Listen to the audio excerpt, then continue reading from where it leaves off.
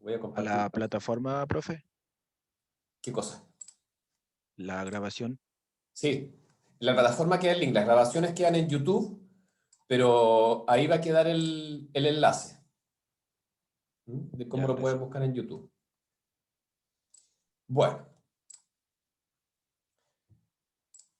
como les decía, vamos a hacer ahora una pequeña introducción acerca de qué es esto que llamamos psicopatología, ¿m? Y después vamos a ver cómo vamos a abordar concretamente en el programa del curso.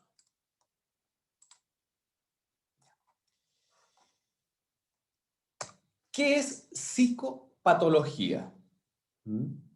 Ustedes ya están en un segundo año de una carrera de psicología, ya han tenido ramos introductorios a esta disciplina, han discutido acerca de cuál es el campo de estudio, el objeto de estudio, que proviene de esta palabra griega que es psique, o psige, y que originalmente, o que en términos eh, reales, quiere decir alma. Esa es la traducción literal, más que real. ¿Ah? Psique es alma. Ustedes tuvieron enfoques psicológicos, ahí vieron la historia de la psicología, cómo la noción de alma va mutando a la noción de mente, bueno, en fin. De todas maneras, psique significa alma. Patos o pathos significa, en este caso, enfermedad o dolencia, algo que se padece. Y logos, estudio. Entonces, la psicopatología es una disciplina en sí misma, que significa que el estudio de las dolencias del alma. ¿Cuáles son los trastornos? Eventualmente, si vamos o no a hablar de enfermedades, que corresponden a esto que llamamos la mente humana. La psiquiatría es una disciplina que se ocupa, ¿no es cierto?, de los trastornos de la mente humana o de los trastornos mentales y del comportamiento. Y para poder llegar a decir o identificar ciertos trastornos, tenemos que conocer las alteraciones, las dolencias, como decía ahí, de las funciones de esto que llamamos mente. Bueno, ¿cómo se entiende esto? Ustedes tuvieron un ramo que se llamaba proceso psicológico. Es lo que en los currículum más tradicionales se conoce como psicología general. Por definición, la psicología general es el estudio de la mente humana adulta y normal. Eso es algo que conocemos todos, ¿no es cierto? Es como cuando los estudiantes de medicina estudian fisiología general. Ellos estudian el funcionamiento del cuerpo, de los distintos sistemas y órganos que configuran el cuerpo, y ellos estudian fisiología. Bueno, eso mismo, de manera más o menos comprimida, es lo que ustedes estudiaron en el curso que se llama procesos psicológicos. ¿Cuáles son las funciones, los procesos mentales? ¿Cómo funciona esto que llamamos el aparato mental? Y eso es lo que se conoce como psicología general o psicología normal. De ahí, entonces, viene una segunda parte, que es estudiar la psicopatología general. ¿Qué es esto? Lo que en otros programas académicos se conoce como psicología anormal. Haciendo de nuevo el paralelo con lo que estudia un médico, ¿cierto? El médico estudia fisiología, por ejemplo, fisiología del sistema cardiovascular, y después estudia fisiopatología, es decir, cuáles son las alteraciones de ese sistema cardiovascular. Bueno, nosotros estudiamos psicología, esa es nuestra disciplina base, y ahora vamos a estudiar las desviaciones, los trastornos de esa psicología, que es lo que se conoce como psicología normal o psicopatología. ¿A qué me estoy refiriendo? Hay distintas maneras de clasificar o de organizar los procesos mentales o las funciones del aparato mental. Bueno, nosotros vamos a usar una que bastante, digamos, transversal y no muy rigurosa, que en el fondo hablamos de procesos cognitivos, procesos afectivos o afectividad, y otros procesos asociados como lenguaje, motivación, psicomotricidad y lo que se conocen como las funciones yoicas. O sea, se supone que todo psicólogo debería ser un experto ¿en qué? En eso, en procesos cognitivos como la atención, la percepción, la memoria, el pensamiento, la inteligencia. De hecho, las carreras más tradicionales tienen varios cursos de procesos cognitivos porque van estudiando uno por uno estos procesos. Después procesos afectivos o la afectividad, los sentimientos, las emociones humanas, etc. El lenguaje, que es en sí mismo un campo bien específico, la motivación, cómo se vincula la mente y el cuerpo en términos de gobierno de la motricidad y ya un enfoque o una perspectiva particular, lo que son las funciones yoicas, las funciones del yo.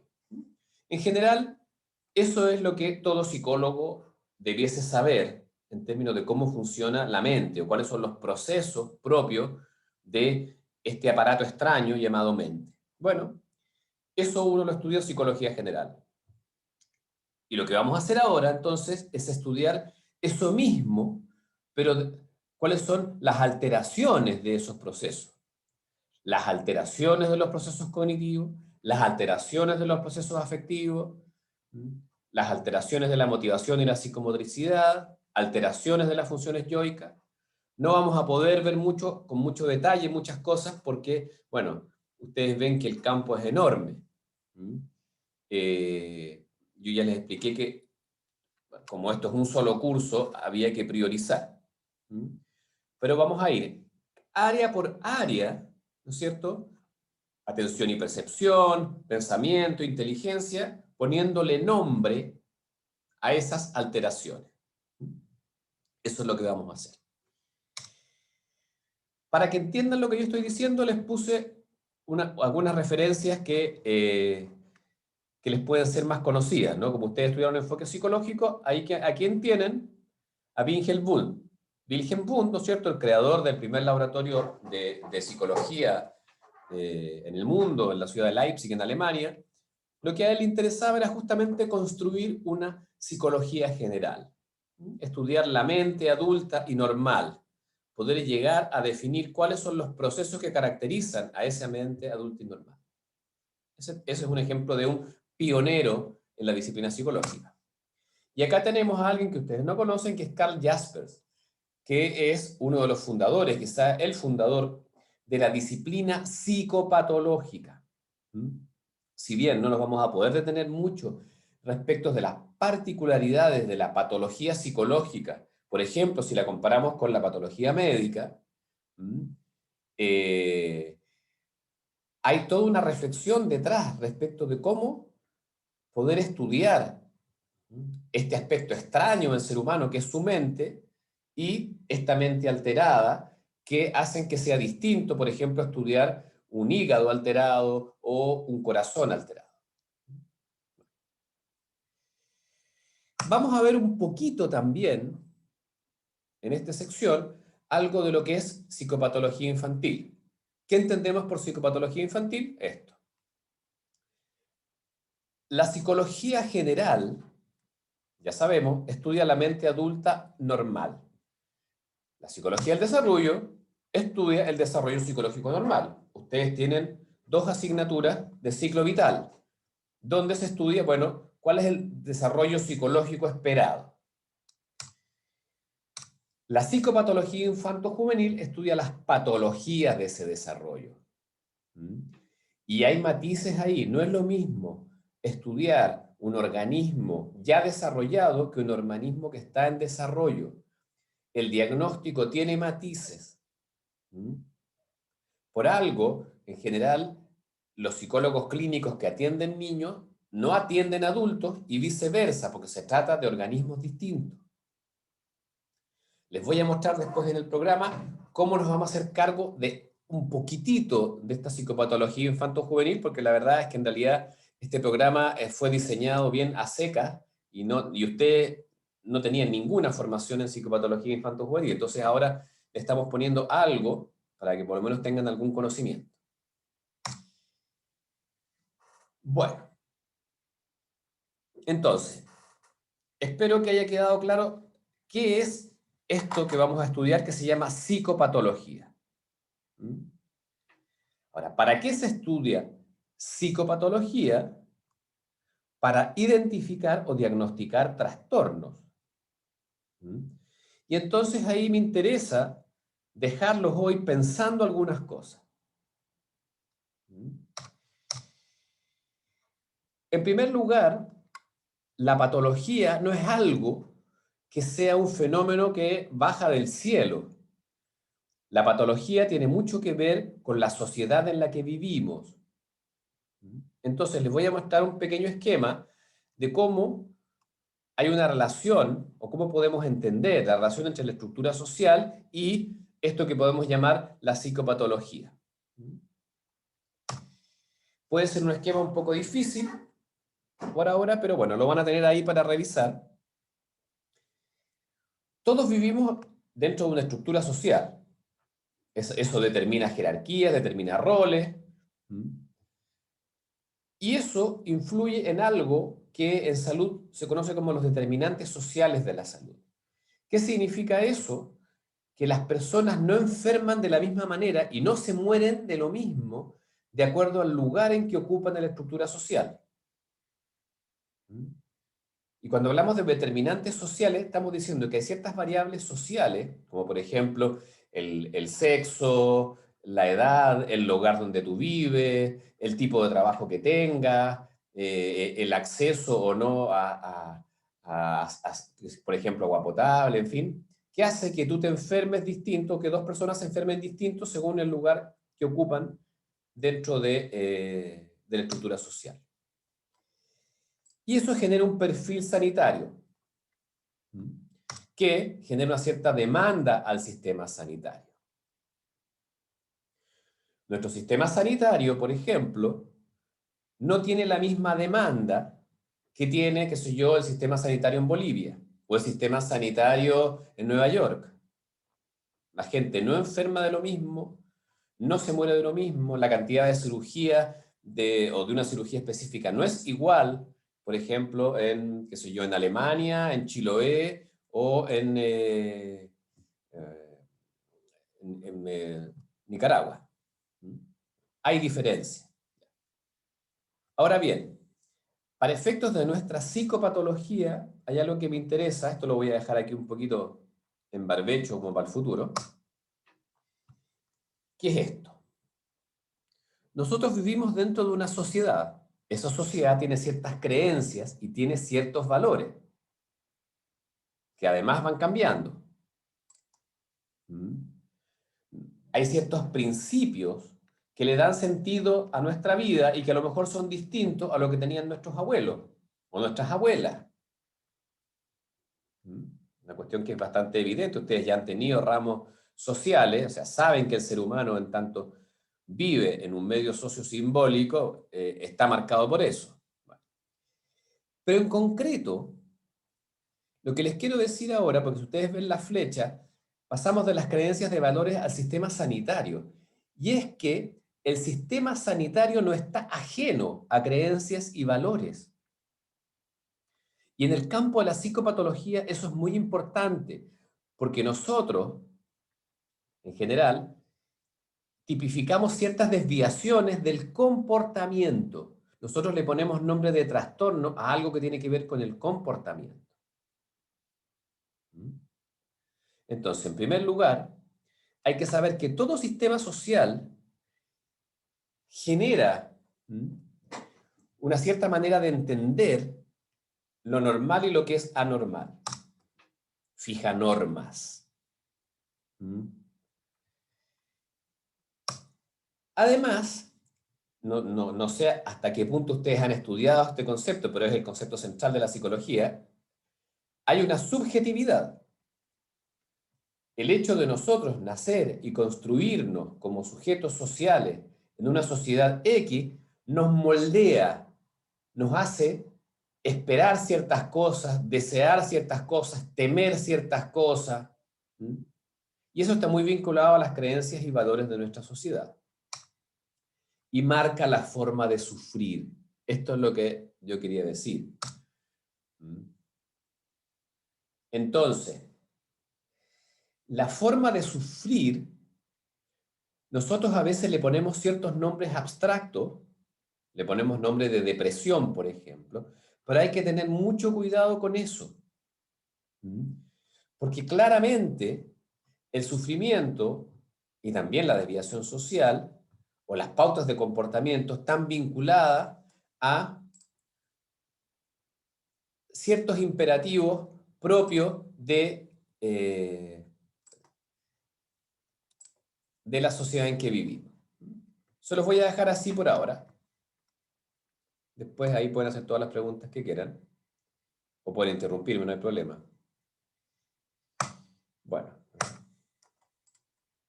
ahí. Ya. Entonces, ¿por qué les quería hacer este pequeño paréntesis?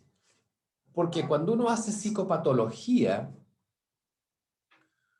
uno dice que algo es anormal.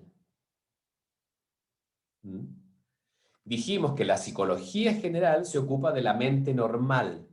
Ahora estamos diciendo que la psicopatología se ocupa de la mente anormal o de los procesos mentales y del comportamiento anormales. Bueno, la normalidad es un término sobre el cual hay que darse vueltas y pensar. Nosotros funcionamos de manera muy liviana diciendo que algo es normal o algo no es normal.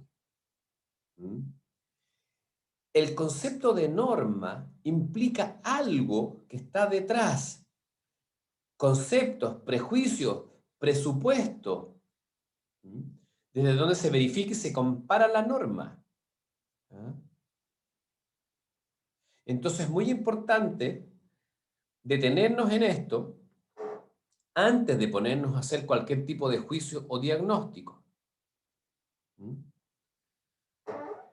Anomalía significa algo que es irregular, que se sale de lo esperado o de lo suave más bien, si no lo traduce literalmente. ¿Mm? Y hay distintas maneras de definir una norma. Por ejemplo, hay una norma ideal y hay una norma descriptiva. Sobre esto hay muchos textos, hay mucha literatura, hay líneas de investigación completas respecto de por qué nosotros consideramos normal ciertas cosas que en otras culturas son anormales y viceversa, por ejemplo. Yo lo voy a hacer de una manera bastante simple. ¿Qué es una norma ideal? Hay dos maneras de definir una norma ideal, pero una norma ideal significa que yo contrasto algo respecto con un deber ser, lo que debe ser. ¿Mm? Lo normal es lo que se debe aspirar, lo que debe ser, en el caso del deber, o yo puedo apelar a una función, lo normal como lo correcto de acuerdo a leyes, principios o fines. Por ejemplo, toda la discusión que hay instalado en la sociedad en Chile de hace no muchos años respecto de la homosexualidad. La homosexualidad, hasta hace no muchos años atrás, aparecía en los manuales de psiquiatría como un trastorno, como una anormalidad. ¿Mm? Hoy en día se eliminó de los manuales oficiales, pero todavía, por ejemplo, en universidades como la Universidad de los Andes, hay terapias reparatorias para los homosexuales, o en ciertas culturas se dice que la homosexualidad es una enfermedad. Bueno, hay países donde incluso al homosexual se le condena a muerte. Bueno, ¿cuáles son los argumentos? ¿Mm? Fundamentalmente, en nuestro mundo occidental, el argumento, cuando se dice que la homosexualidad es una anormalidad, es porque no está de acuerdo a leyes o a principios afines. O sea que una ley natural indica que lo normal es que a los hombres les gusten las mujeres y que a las mujeres les gusten los hombres. Por lo tanto, de acuerdo a esa ley natural, de acuerdo a la naturaleza, hay una anormalidad o una disfuncionalidad. ¿Mm?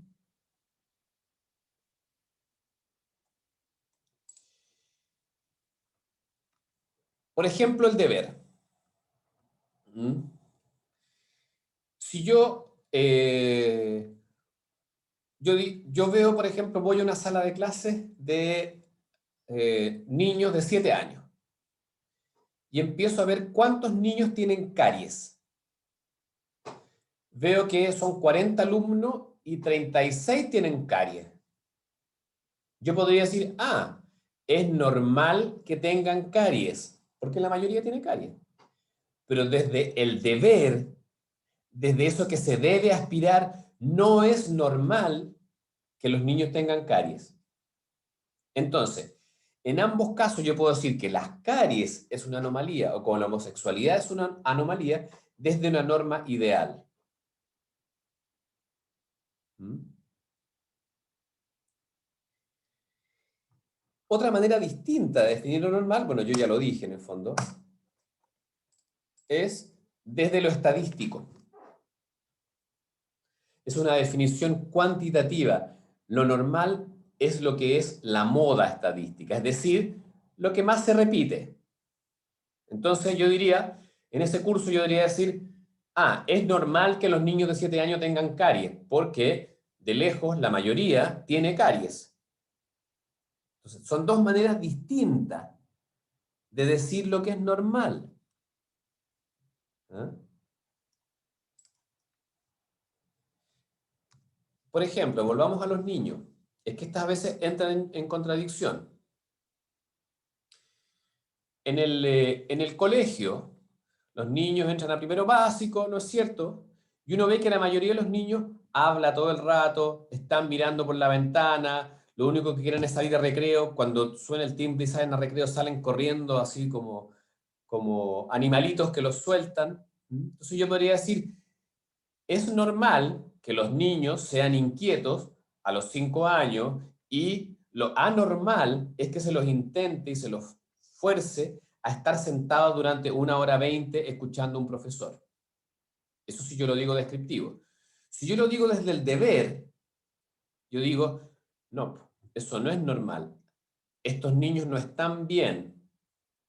El niño tiene que adaptarse al sistema escolar a los 6 años. Por lo tanto, no es normal que estén todo el rato mirando por la ventana, conversando, parándose y sentándose y que salgan corriendo al recreo como animalitos.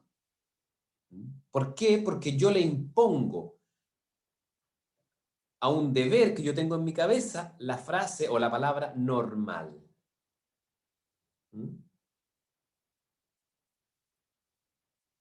Y eso corre para muchas cosas y tiene mucho que ver con el sufrimiento.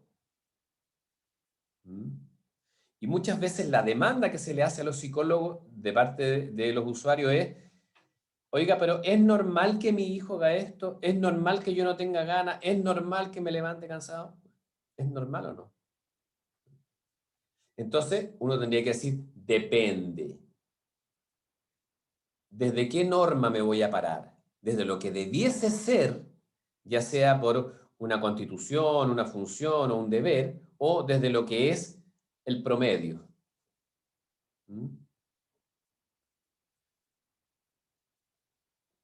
Hay distintas maneras de definir lo que es normal y cada vez que estamos haciendo psicopatología estamos diciendo hay algo que es anormal.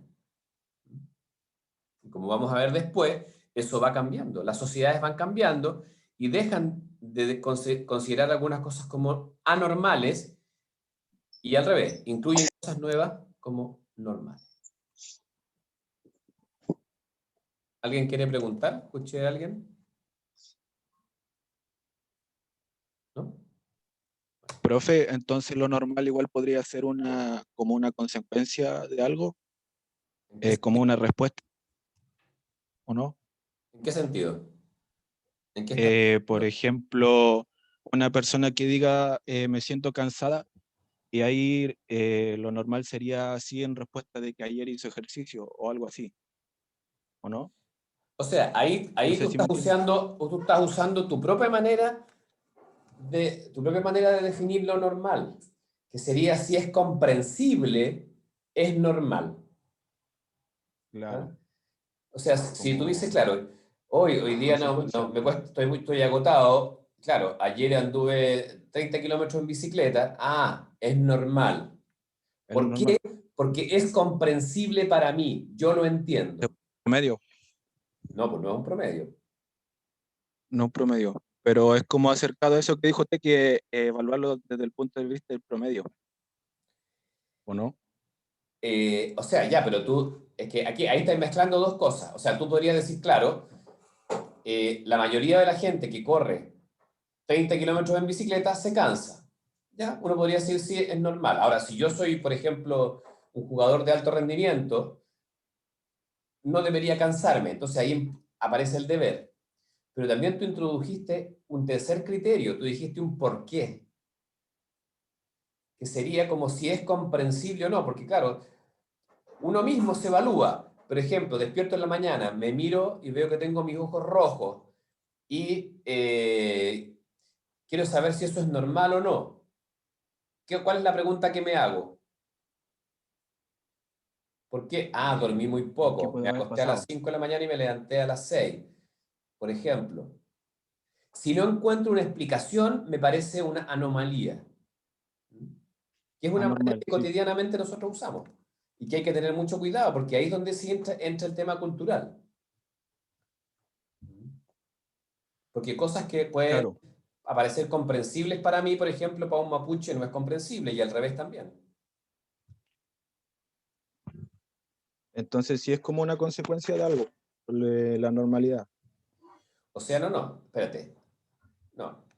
La normalidad es un valor que tú fijas para definir qué es normal y qué no es normal. Hay distintas maneras para abordar eso que es normal o no. Hay una norma que es ideal, hay una norma que es simplemente estadística y ahora tú agregaste un nuevo criterio. Para mí es normal algo que yo puedo entender, que es consecuencia de otra cosa. Ah, ya. ¿Ah? Claro, ahí Betsabe Aguirre dice, yo siento que se basa en un contexto. Evidentemente, pues. Sí. La normalidad está de acuerdo al contexto. Pero ¿qué es lo que pasa? ¿Y por qué eso los pongo acá?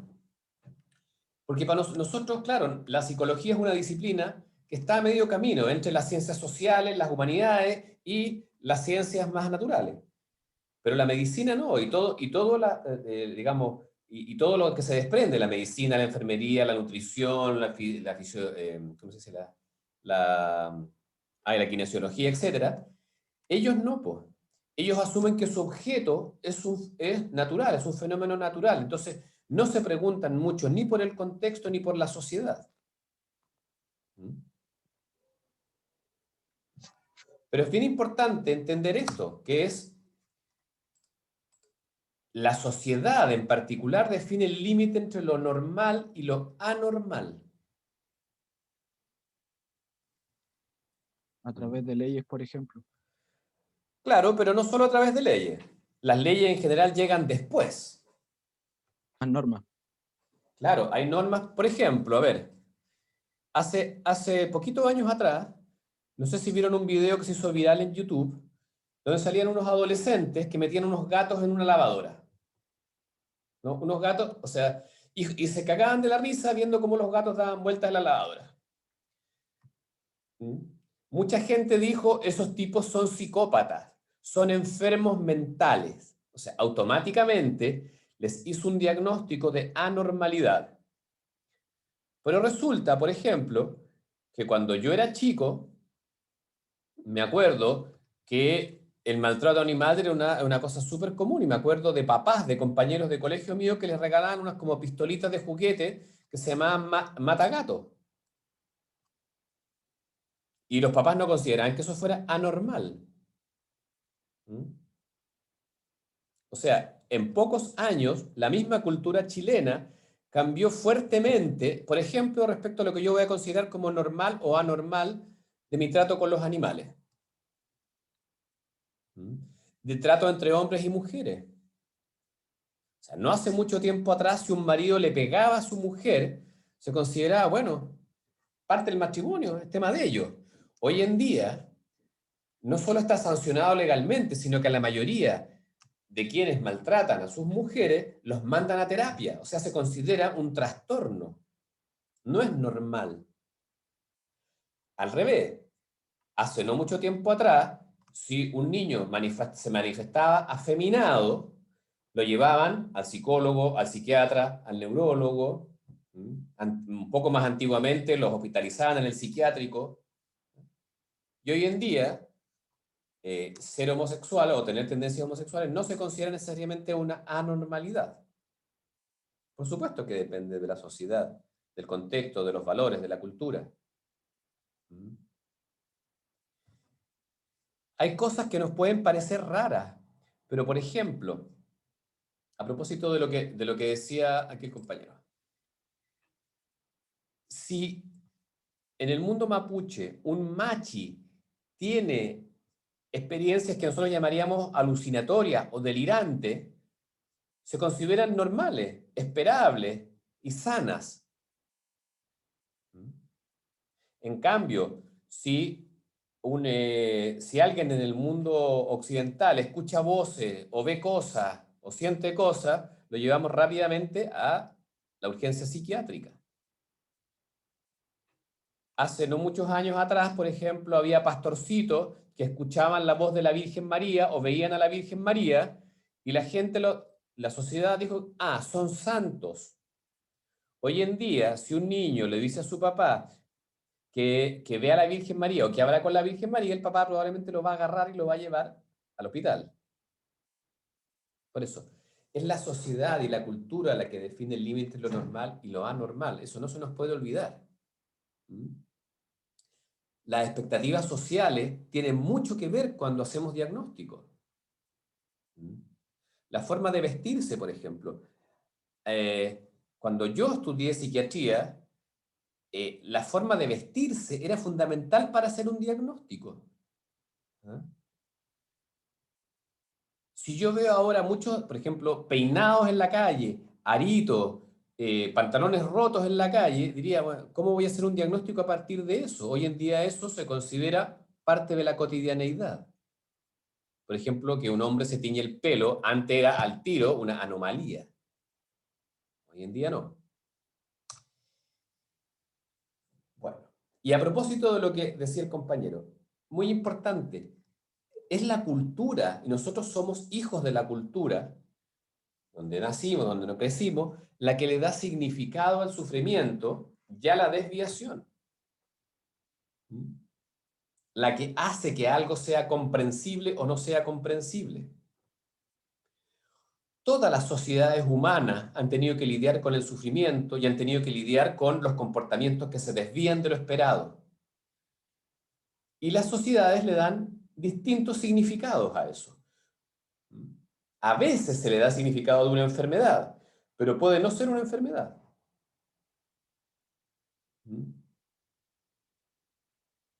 En el fondo, esto que parece tan descriptivo como hacer un diagnóstico a partir de síntomas, porque allá vamos a llegar, en realidad detrás tiene una serie de supuestos y de juicios que nacen desde la sociedad en que vivimos. No digo que eso sea bueno o malo, sino que tenemos que estar conscientes de eso. Es la sociedad la que orienta la actividad terapéutica. Todas las culturas generan formas que podríamos llamar terapéuticas. Si hay alguien que dice que se siente mal, que está cansado, que le cuesta quedarse dormido, que se queda pensando mucho rato, que siente que el corazón se le acelera, nosotros, por ejemplo, le decimos en psicoterapia, bueno, es importante hablar de eso. A lo mejor en nuestra cultura dirían, tiene que tomar hierba, o a lo mejor tiene que hacer un saumerio. ¿Qué es legítimo, qué no es legítimo? Nosotros vivimos en una zona donde, por ejemplo, existen muchas personas que oscilan entre terapéuticas occidentales, terapéuticas tradicionales y terapéuticas mapuche.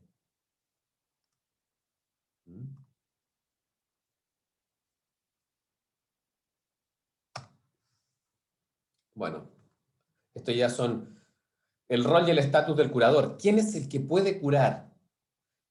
Para nosotros, alguien para poder curar tiene que pasar por la universidad, dar una prueba, ¿no es cierto?, y entrar a la universidad. Para ser machi, no, pues, hay que vivir una experiencia o hay que tener un sueño. Son dos caminos totalmente distintos. cómo se forma el curador, o quién tiene permiso para curar. Bueno, la situación social del enfermo son cosas que en el fondo son para pensar, ¿no? Por ejemplo, los derechos de un esquizofrénico. Una de las cosas que se lucha hoy en una ley que se llama de salud mental en Chile es definir cuál es la situación social, por ejemplo, de los enfermos crónicos como esquizofrénicos ya deteriorados. Discusión. ¿Puede o no puede votar? ¿Puede o no puede tener cuenta corriente? Por ejemplo, en un banco. Eso es acá. Trasládenlo, qué sé yo, hace tiempo atrás a, qué sé yo, a los leprosos.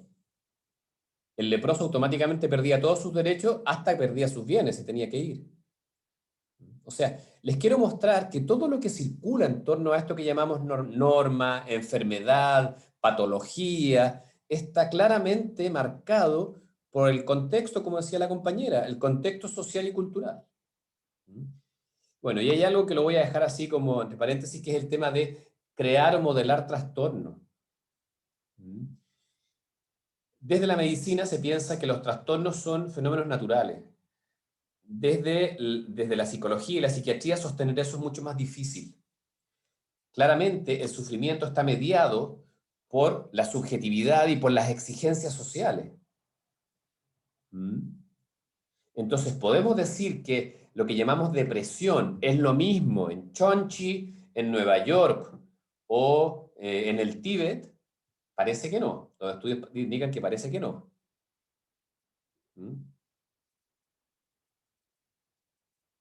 Entonces, nunca tenemos que perder de vista que nosotros y nuestro conocimiento está situado. Nace en un contexto de espacio y de tiempo particular, y es desde ahí que nosotros hacemos todos nuestros análisis, en este caso psicopatológicos. Y aquí es bien importante saber, bueno, pero ¿para qué? ¿Para qué nos vamos a dedicar a decir que esto es desviado o anormal o es un trastorno? ¿Cuál es la finalidad? Y aquí de nuevo, no vamos a entrar a profundizar, pero la idea es sí dejarlos pensando. ¿Para qué se hace un diagnóstico? Uno diría lo más obvio, para curar. ¿Es tan necesario hacer diagnósticos para curar? Claro, si yo vengo de la lógica médica, evidente. La mayor parte de las escuelas psicológicas que ustedes revisaron en enfoques psicológicos, no. Incluso en toda la psicología, por ejemplo, más humanista, transpersonal, etc., más bien hay rechazo a la idea de tener que hacer diagnósticos para curar. ¿Por qué? Porque se ve que el diagnóstico es más bien una etiqueta. Y una de las cosas que se ha cuestionado respecto del diagnóstico en el campo de la psicopatología y la psiquiatría es que en realidad no se usa tanto para curar, sino para segregar. Y nosotros diagnosticamos a los niños para decir quiénes pueden ir a escuelas normales, quiénes pueden ir a escuelas especiales, quiénes pueden entrar al programa de integración, quiénes no van al programa de integración.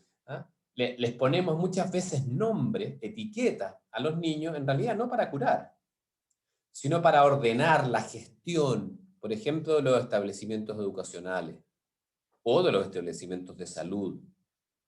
Uno de los cuestionamientos fuertes al diagnóstico psiquiátrico es que en realidad se usaba más bien como una manera de etiquetar gente, entre comillas, poco funcional a la sociedad, que su finalidad última no es tanto curar, sino más bien marginar, segregar. ¿Para qué? Para gobernar, para administrar. El diagnóstico es un acto clínico muy fino, muy serio, con enormes implicaciones éticas. Y por eso uno tiene que cuidarse mucho cuando hace diagnósticos y tiene que pensar muy bien para qué, qué objetivo tiene. Cada vez que uno emite un informe, por ejemplo, se regula enormemente respecto de qué información es útil según el para qué se emite el informe, quién solicita el informe. No hay que ser ingenua. Incluso hay una cuestión que les va a sonar rara, diagnosticar para vender. ¿Pero por qué? Y aquí les voy a... Bueno, después al final voy a explicar ese explicar para vender. Junto con esto, y todo esto en esta lógica como de dejarlos pensando en esta primera clase, hay un fenómeno que se llama medicalización. Ya dijimos que todas las sociedades definen prototipos de lo que es un estado o un sujeto normal. O sea, ¿qué es un hombre normal, una mujer normal o un niño normal? Por ejemplo, en una tribu amazónica, que soy yo, en una ciudad de la India, en una comunidad mapuche, en fin. Bueno, existe, aunque no esté escrito, digamos, más o menos lo que se esperaría del comportamiento de un hombre, una mujer y un niño. Y eso va cambiando también. El cómo debe ser un niño, el cómo debe ser una mujer, el cómo debe ser un hombre. Normal. Y también cada sociedad define cuál es el margen de desviación permitido. Por ejemplo, no sé si conocen a una poeta chilena muy famosa a principios del siglo XX, que es Teresa Wilms. Ella, como mucha gente de la aristocracia, de clase alta, hija de una familia muy rica, la casan, un poco no por su voluntad, digamos, la casan con un hombre bastante mayor que ella se aburría mucho con él, y ella se separa. Hoy en día eso para nosotros no sería algo raro, pero sitúense a principios del siglo XX. Eso es una desviación respecto de lo que es una mujer normal. A principios del siglo XX, una mujer normal no espera ser feliz en su matrimonio. Y se queda ahí. Probablemente muchas de sus abuelas no se casaron pensando en que era por amor y para ser felices. Sin embargo, hoy en día nos parecería anormal, por ejemplo, que una mujer siga viviendo con un maltratador. Antes nos parecía normal, 20 años después nos parece anormal. Bueno, a la Teresa Wilms no se le permitió, se separó, digamos, dejó a su familia, y ¿qué se hizo? Se la internó. O sea, se llamó a un médico que la declaró loca y la encerraron. ¿Qué quiero decir? Volvamos primero. Entonces, aunque no queramos, en nuestra mente tenemos ciertos prototipos de lo que es normal, de cómo se debe comportar un hombre, una mujer, un niño y una niña. Y el margen de desviación permitido es lo que, bueno, define las distintas sociedades. Algunas de estas desviaciones son consideradas enfermedades.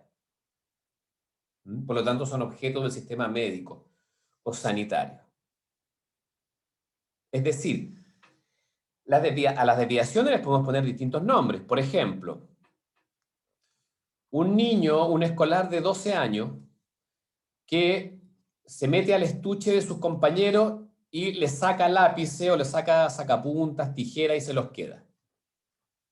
Eso se llama robar. Yo puedo considerar que esa conducta es una desviación. Y puedo decir, este niño es un ladrón. Y eso no es objeto del sistema sanitario. Se busca, por ejemplo, puedo denunciar al niño a la justicia o hablo con los padres, pero se busca corregir eso, no a través de un tratamiento médico. Al revés, yo puedo decir, este niño está enfermo, es cleptómano. Y eso misma, la misma conducta de sacar cosas del estuche de los compañeros, ahora es tratada por un médico o por un psicólogo, etc.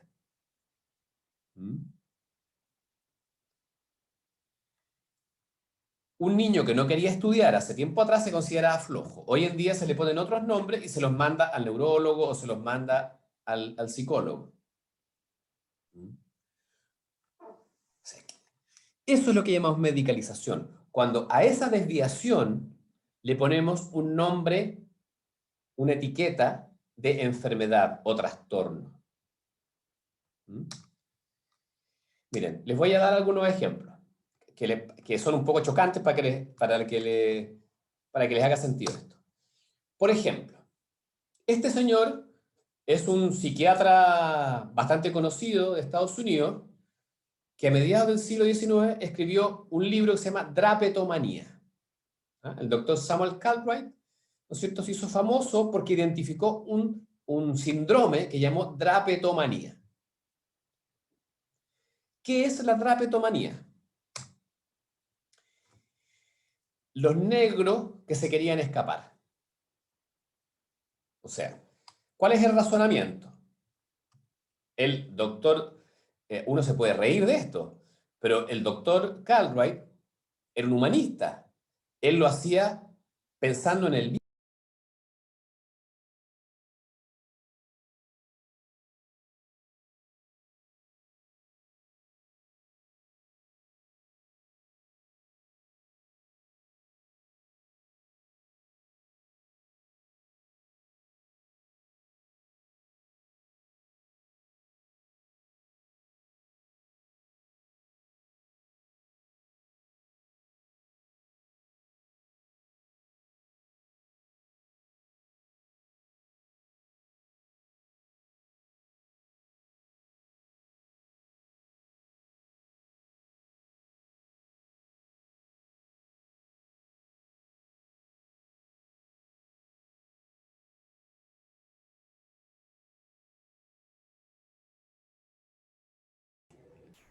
Profe, no se escucha.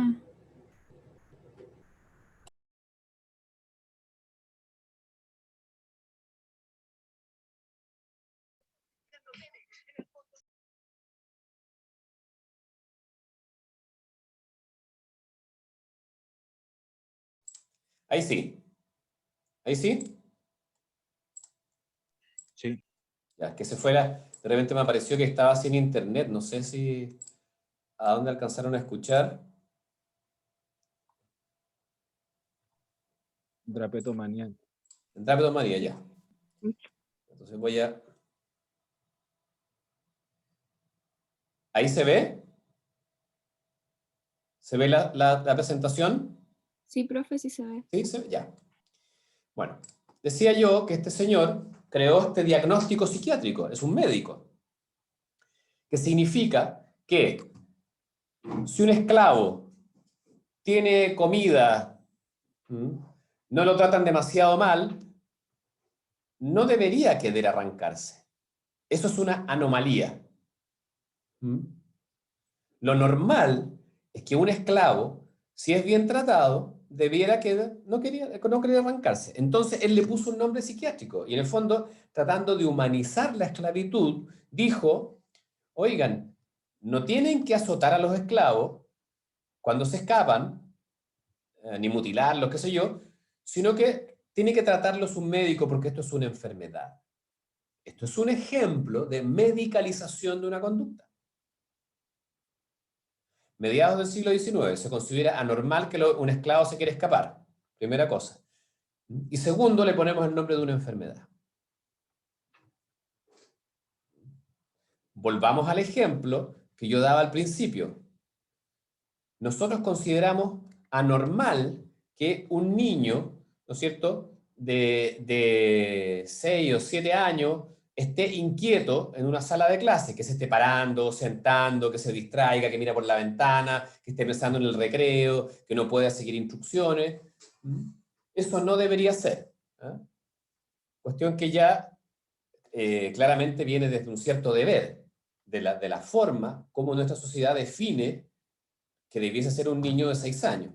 Bueno, antiguamente esos niños se los castigaba. Hoy en día a esos niños se les pone una etiqueta diagnóstica y decimos, este niño tiene trastorno de déficit atencional con hiperactividad. Es decir, hemos medicalizado ese comportamiento. Ese es el ejemplo que les quería dar. Y aquí pueden pasar cosas bastante curiosas. Bueno, entre paréntesis, vamos a hablar después del DSM. El DSM original tenía alrededor de 80 diagnósticos psiquiátricos. El actual, que es el DSM-5, tiene casi 500 diagnósticos psiquiátricos. Es decir, le hemos puesto nombre de enfermedad durante menos de un siglo a más de 400 comportamientos. O sea, hay más de 400 comportamientos que hoy en día se diagnostican como una desviación y es tratada por el sistema sanitario, que antes no eran considerados enfermedad. Por eso les digo, cuidado. Y a propósito de las cosas raras que pasan, esto también es un ejemplo para pensarlo. En los hospitales psiquiátricos, antes de que se difundiera la meditación antipsicótica, bueno, estaban básicamente los psicóticos esquizofrénicos, fundamentalmente, crónicos, encerrados. Bueno, y había mucha gente que se encargaba de observarlos, de escribirlos e identificar sus síntomas. Psicopatología, identificar síntomas. Uno de los síntomas que aparecía descrito en los manuales de psiquiatría es el hematoma auris. Se veía que los esquizofrénicos tenían esta oreja roja, se les ponía la oreja roja. Entonces era un síntoma que hacía pensar en esquizofrenia. Bueno. Había tesis, había libros, había investigaciones, había todas unas hipótesis respecto de que los esquizofrénicos tenían unas alteraciones en los vasos sanguíneos que iban desde el cerebro al oído, en fin, hay una serie de cosas que se tomaban muy en serio este síntoma. ¿Y saben qué es lo que era este síntoma? Muy simple. Cuando un esquizofrénico o un paciente psiquiátrico se ponía agitado, los cuidadores, para tranquilizarlo, le apretaban la oreja con unas tenazas que eran como una suerte de alicates grandes y se la torcían. Si ustedes se han hecho eso, saben que duele muchísimo. Esa era una manera, ¿no es cierto?, de tranquilizar al paciente. Entonces se hacía así, claro, le quedaban las orejas rojas. Entonces uno se pregunta, ¿cuántos de los síntomas que nosotros creemos que identifican un trastorno en realidad son síntomas que hemos ido creando nosotros mismos? Es una cosa para dejarnos pensando. Ya, y para terminar, a propósito de lo que yo decía, diagnosticar para vender, y uno podría decir, pero este señor de qué está hablando. Hay una cuestión que también está súper estudiada en salud pública, que es lo que se llama el complejo médico industrial.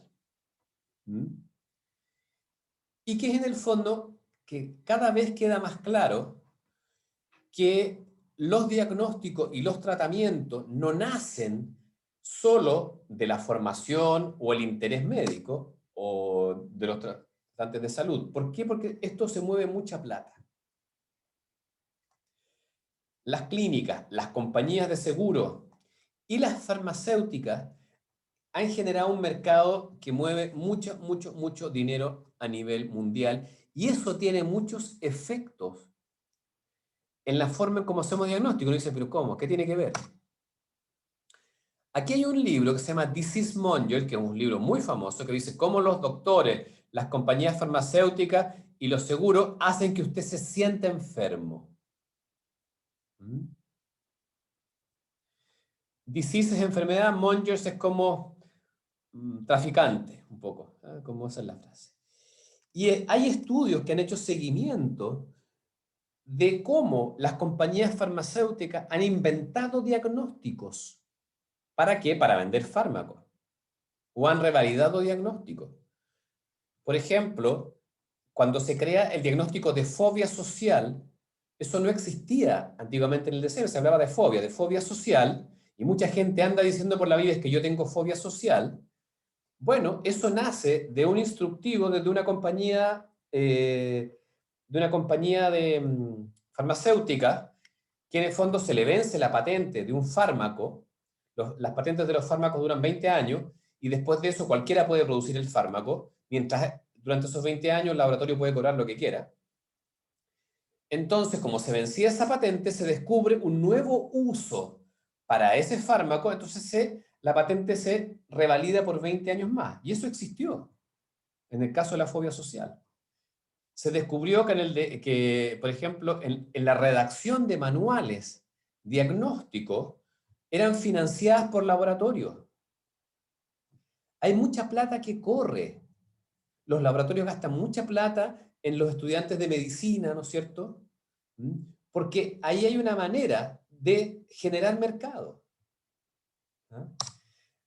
A los que les interese este tema, ahí les recomiendo Roy Moynihan, es un periodista australiano que ha seguido este tema, tiene varias publicaciones y libros bien interesantes, hay harto en internet, pero en el fondo no hay que ser ingenuos. ¿Mm? No es que la depresión o la bipolaridad estén ahí como una entidad natural, ¿m?, que existe por sí sola como si fuera un planeta, y que nosotros o los médicos, eso yo, van y se encuentran con eso. Son construcciones. ¿M? Y esas construcciones, esas creaciones, ¿eh?, tienen distintos fines y distintos efectos. Y una cuestión que ocurre en la segunda mitad del siglo XX es que el mercado de la salud es tan potente que empieza a marcar o a dar pauta en el tema de los diagnósticos. Entonces, volvemos atrás. Diagnosticar, ¿diagnosticar para qué? Si es para curar, ok, pero puede ser simplemente para clasificar y segregar, como se hace, por ejemplo, en los colegios, o se hace, qué sé yo, en centros de salud. ¿Mm? Esto, bueno, muchas veces es una manera de gobernar, y esto que decía yo, para vender, y hay que tener ojo. ¿Mm? Porque los diagnósticos no son un acto puro, como uno quisiera. No existe eso en el mundo humano. Los diagnósticos tienen no solo supuestos, sino que tienen intereses detrás. Y por eso yo quería, ¿no es cierto?, mostrarles esto en la primera clase, básicamente para que les quede dando vueltas. ¿Mm? ¿Por qué? Porque cuando uno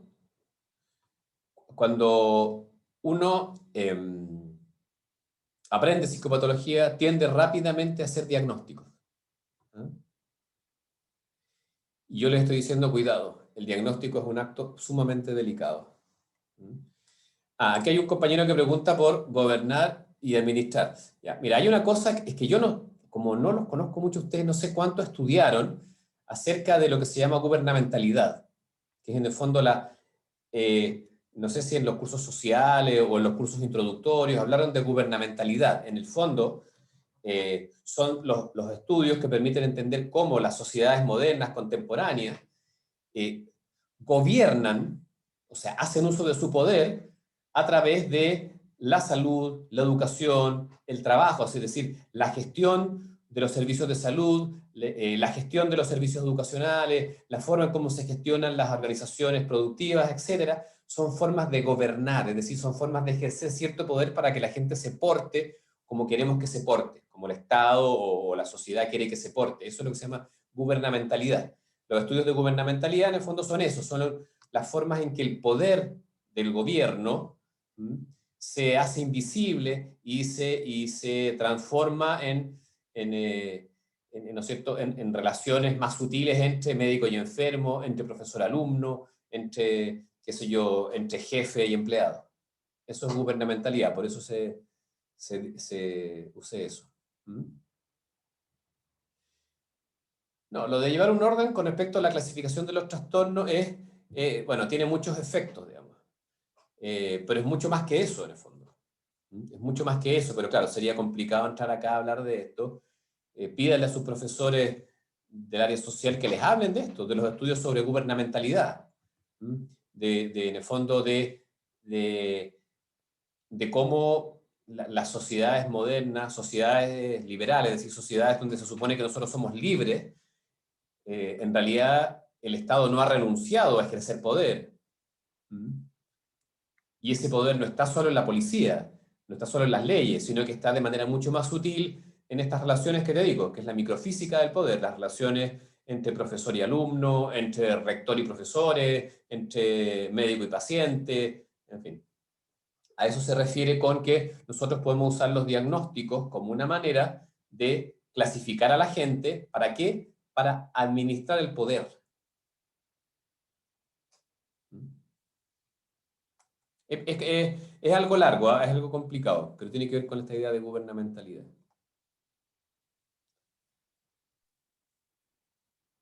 ¿Alguna O otra sea, el pregunta? gobierno, el gobierno nos medicaliza y nosotros a lo largo del tiempo vamos haciendo como drapetomanía,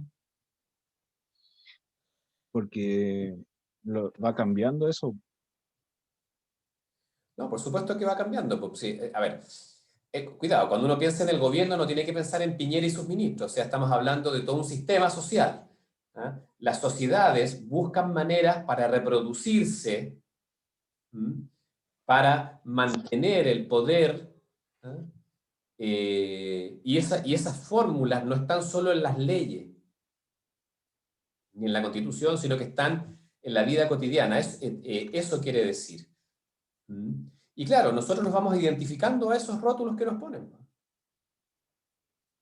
Y las familias, por ejemplo, le dicen su niño tiene trastorno de déficit atencional y en vez de cuestionarse el sistema educativo, la familia dócilmente medica al niño, le pone el diagnóstico, el niño crece con ese diagnóstico y todos tranquilos.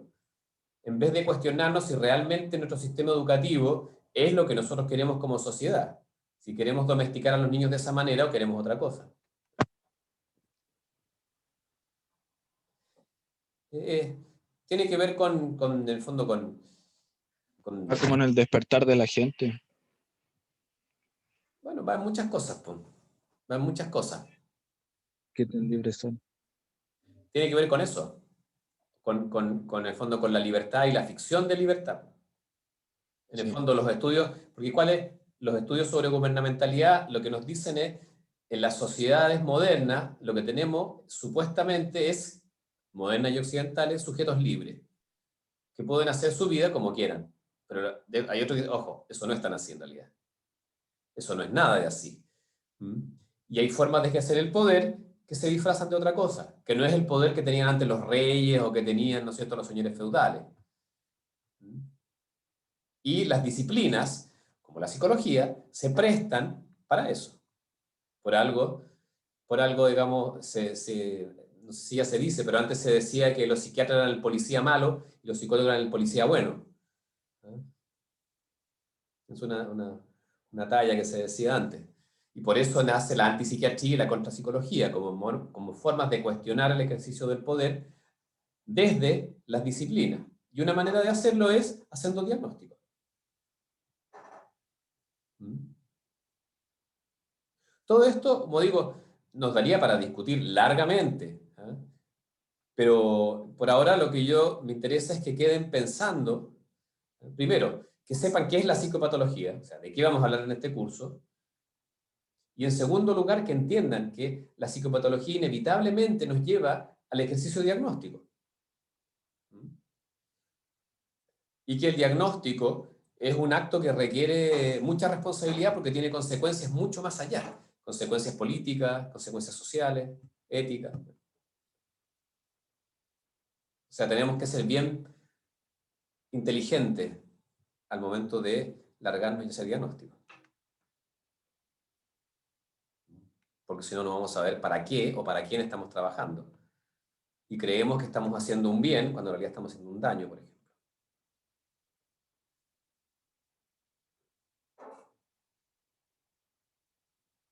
¿Alguna otra pregunta o comentario? Profesor, entonces, aparte de lo que acaba de decir del diagnóstico, en el fondo también sería como una etiqueta, ¿no? Una etiqueta para diferenciar algo no común. Los No, diagnósticos son etiquetas. claro. ¿Sí? O sea, no quise decir algo como no común, sino como darle un nombre a algo, más que nada, Sí, diferenciar. Ya. claro. Y esa etiqueta que nos permite diferenciar tiene consecuencias. Primero, se hace desde algún lugar, no es una cuestión ingenua. Se hace desde mis marcos de referencia sociales, culturales, bueno, se hace también desde los marcos de referencia propios de las disciplinas, en este caso la psiquiatría, y eso tiene consecuencias. Entonces yo tengo que saber eso. La idea es que ustedes están estudiando una carrera profesional, una disciplina en sí misma, no tienen que ser técnicos, tienen que ser personas reflexivas, capaces de entender qué es lo que están haciendo y cuestionarse incluso su práctica y la práctica de otros. Esa es la idea.